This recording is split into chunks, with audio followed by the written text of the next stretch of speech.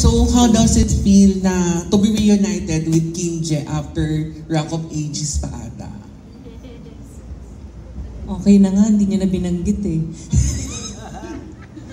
Siguro kamukha ni Direk Dan, nagkaroon kami ng hindi magandang phase sa buhay namin during the elections. Very close kami, mga anak-anak, marami kong anak-anakan sa teatro, maraming nawala. Oo nga, ito yun eh. Nagkaroon kami ng, actually, hindi ko alam na ganun ang pakiramdam nila sa amin kasi ino-honor ko naman kung ano sila. So I was expecting the same to be given to me. But I didn't get that. Hindi ko naman sila naringgan ng kahit ano, pero alam ko yung mga kasama nila ay maraming sinasabi tungkol sa amin.